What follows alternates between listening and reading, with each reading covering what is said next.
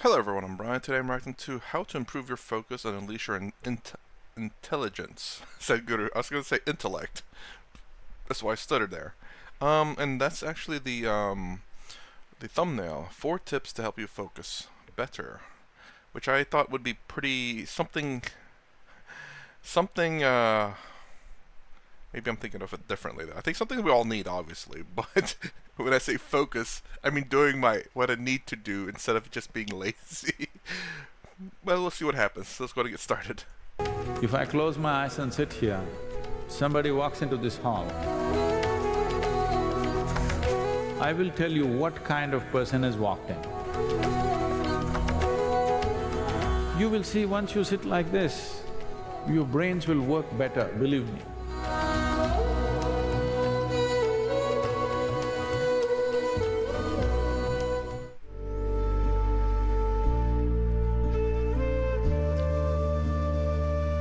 If you know human body from within, you yourself look at this.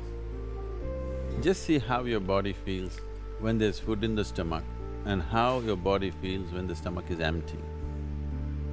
You will see your body and your brain will work at its best when your stomach is empty. If food is constantly being processed in your digestive system, a certain amount of energy naturally is gone there, so both your brain and body will not function at their best. If you want to be at your full potential, you must keep your body and your metabolism of the body in such a way, whatever you eat, within 1.5 to 2.5 hours, your stomach must be empty. This is what yoga always insists. Within an hour and a half to 2, your stomach should be empty. Stomach being empty does not mean hunger. Only when the energy levels run down, you feel hunger. Otherwise, stomach must be empty. That I could 100% agree with. Even actually hungry, my body can kind of ignore that and function normally. It's usually when I have to really focus on the job. And I guess where I'm not hungry like for a long time, like I'm just I just got hungry, and at that point I can ignore the hunger, but not necessarily actively, but more along the lines that obviously I'm distracted by something that's important. So, and the hunger being so new that it's not like dire. It's not like, oh, no, you need to eat now. No, my body's not saying that. It's like, okay, we're hungry now. Can you eat? It's like, oh no, you need to focus. All right, we'll talk about it later, kind of deal. So yes, absolutely. I've noticed that about my body as well. So with your legs folded. In this corner, there is a stone mantapam or a pavilion where we have set up an ideal office setup for you. Low-level chairs, low-level tables. You will see once you sit like this, your brains will work better, believe me. I cannot speak or explore something without folding my legs. At least one leg must be folded, otherwise I know the difference, how my brain will work. If you don't know the difference when it's working and when it's not working, you're a serious problem. Just legs folded and sit down for some time, keep your spine erect, suddenly your ability to perceive, I'm telling you, if I close my eyes and sit here, somebody walks into this hall, I will tell you what kind of person has walked in. Oh, Sadhguru, you are a great yogi, that's not the point. Even the dog in your house knows this, isn't it? Yes or no? Your dog is sitting under the sofa, someone comes at the main door, he knows who has come. Yes or no? What a dog can know, you cannot know. No, what I'm trying to tell you is, essentially the whole evolutionary process from an amoeba to being a human being is more complex and sophisticated neurological system, isn't it? Yes or no?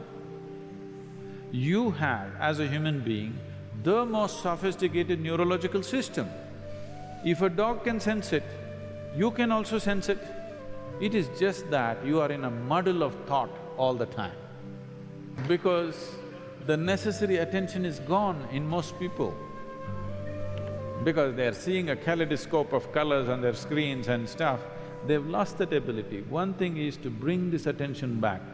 Every dimension of yoga is made to heighten your attention to a level that whatever is here, you should not miss it. Everything must be in your experience. That is when you can call yourself a full-fledged human being. Do not carry your attention deficiency as some kind of a qualification. Okay. I do sit with, as a matter of fact, right now I'm sitting with one leg tucked in and the other one just hanging down from it. I thought that was kind of funny. But I do worry though, like if you keep, I guess in America they call it sitting Indian style, not, I don't believe they mean India, but I think they mean Native American Indian because they sit like that, I guess. I mean, I wouldn't doubt that everyone sits like that around the world, but I've heard it called Indian style. But anyways, my biggest worry for that's that developing blood clots and stuff because you're bending the vein. But again, I don't know. Just be mindful. Maybe research that. I know there's people who sit like that for a very long time, but their body probably has adjusted to it. So if it's your first time, maybe be cautious. I'm just saying, and maybe work your way up to sitting like that in longer and longer periods. Just saying. I don't want anyone to develop a blood clot. I don't know if that's even possible. I'm sure it is, but just to be safe. But yeah, I usually change between the legs. I don't do both. The reason why I change, one, I get tired, and two, I want to make sure I stretch that vein out instead of keeping it locked like that. I think, again, I'm not a doctor. I don't know any medical stuff. This is just trying to think of it logically, because obviously your veins go through your legs, and when your legs bend, especially if they bend past 9. So leg straight, bent leg. So that's still a pretty open source, but if you bend it further back, then you're kind of past the 90-degree, which I would assume potentially could develop blood clots. Again, not an expert at all. But again, be cautious, please. That's all. Change attention without intent. Anything yields to you only to the extent you pay attention to it.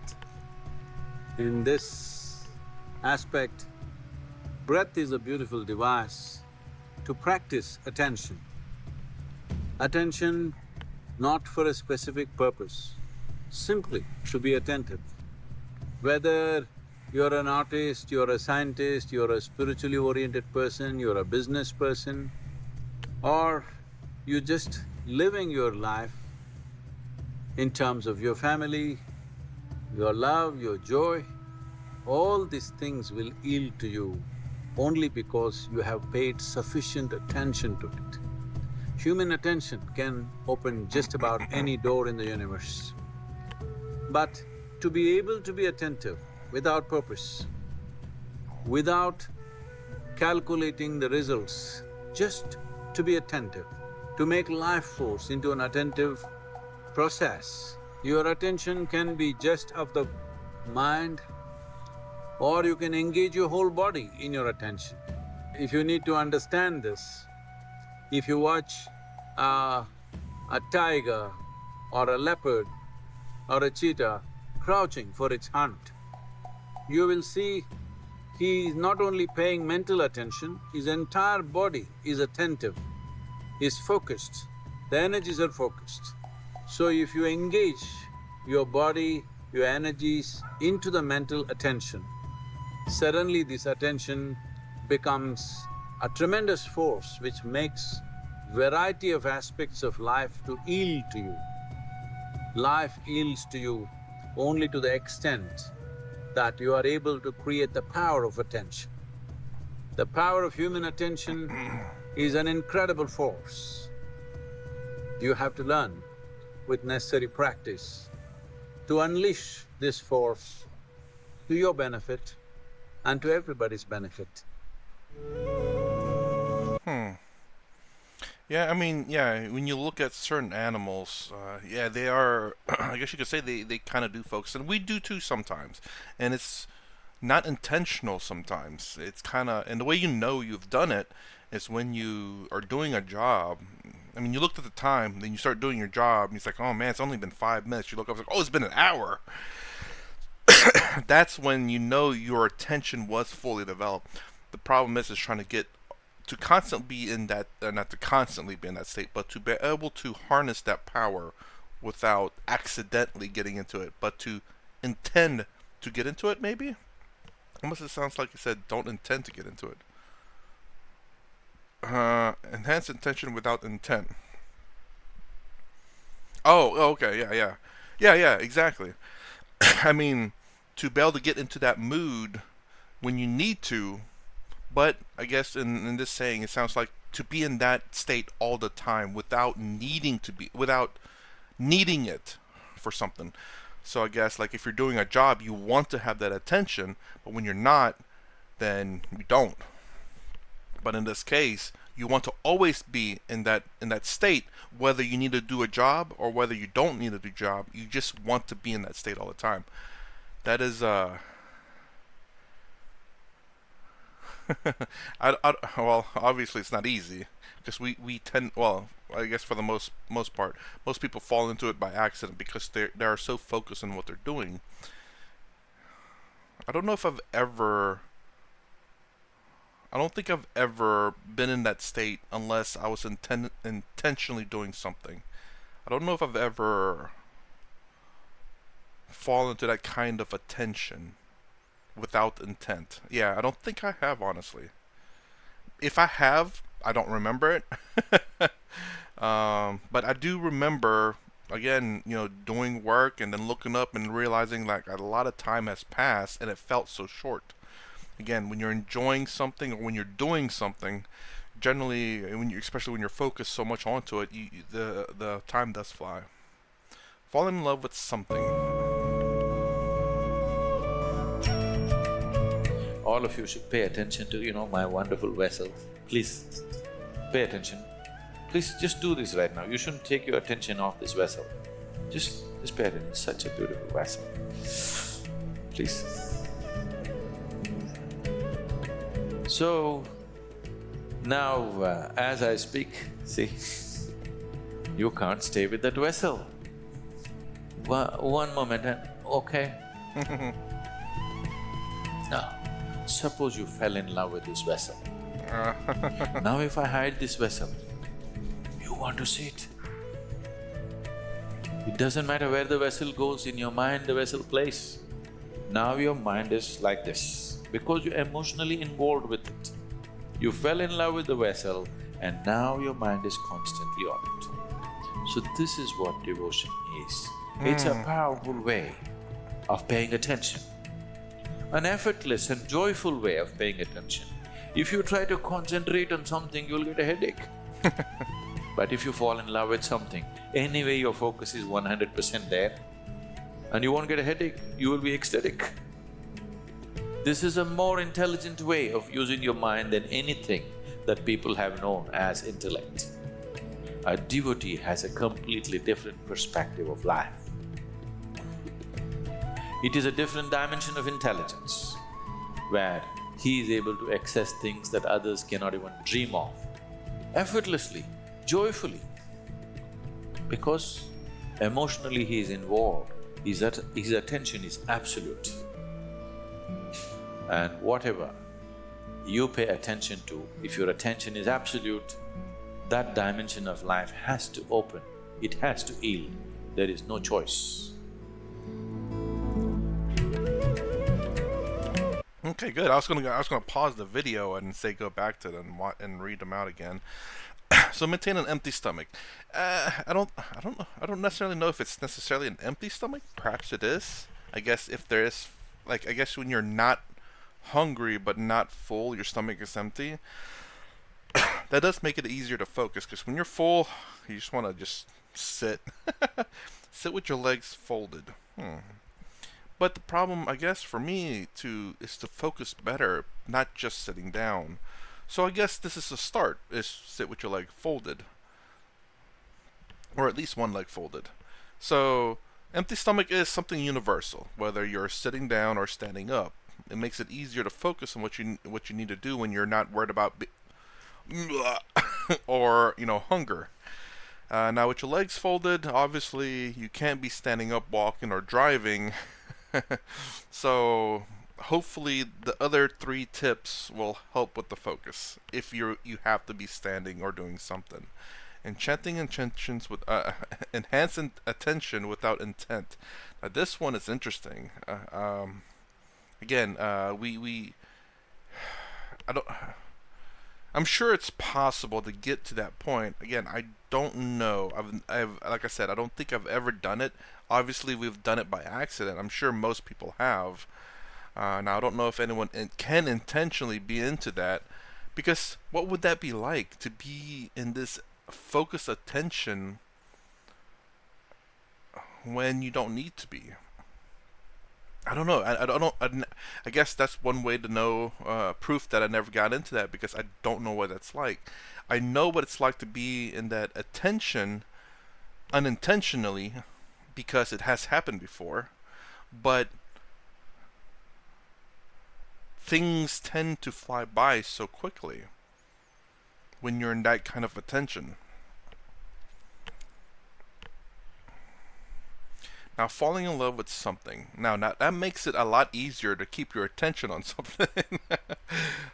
When you're really into something, you can't keep your mind off of it, and you looking at it and giving it its 100% attention is not going to be a problem. And maybe that is the key. That should have been, well, I won't say number one, but I guess that's the reason why it's up in the top four tips. But yes, if you fall in love with something, you desire something, your attention will be to it. Fall in love. Can we say desire? Desire something. Desire what you want. Is it bad to desire? Because whenever I think of fall in love and desire, they're kind of almost similar. Because I guess if it's an inanimate object, desire and love are interchangeable, I believe. Now, love with a person, that's a bit different. You can desire a person. I guess you can desire them too. But anyways, again, falling in love or desiring something makes it easier to have your attention to it, no problem. So anyways, that's my reaction to how to improve your focus and unleash your intelligence. So, I guess, maintain an empty stomach. It's kind of, I guess if you can plan it out, that makes it a lot easier. Now, practice number 3, I think you'll need the help of number 4. I think if you can get number 4, I think will help you with number 3. I think that's the key with number 3 and number 4. Number 1 and number 2 are very physical stuff that can be relatively easily done. But number 3 and number 4, I think, are the things that you need to do together. Because just enhancing your attention without intent is very difficult. But I guess in this point, falling in love means there's an intent behind your focus. But perhaps if you can understand how to get to that focus, then maybe you can do it without the number 4. Again, not sure. But as far as these, from these 4, 2 of them, pretty easy to do. It's going to take practice, of course. I don't know how long you can sit with your legs folded, but it's something that at least it's something that you can start on. That's fairly simple. Maintain an empty stomach. Obviously, you just eat a very light meal, wait a few minutes, and then you should relatively be in that spot. Now the enchant attention and falling in love, I think those two can help each other out, because if you fall in love with something, you have intent to it because of the love, and then you can focus on it. But then to get that focus without the love, that's the reason why it's a little bit confusing to me. It's like, why do you need to fall in love with something if you can enchant the attention without that? But anyways, perhaps it's to help number 3. So anyways, if you like my content, please consider subscribing, thumbs up, thumbs down down below. Thanks for watching. I'll see you in the next vid.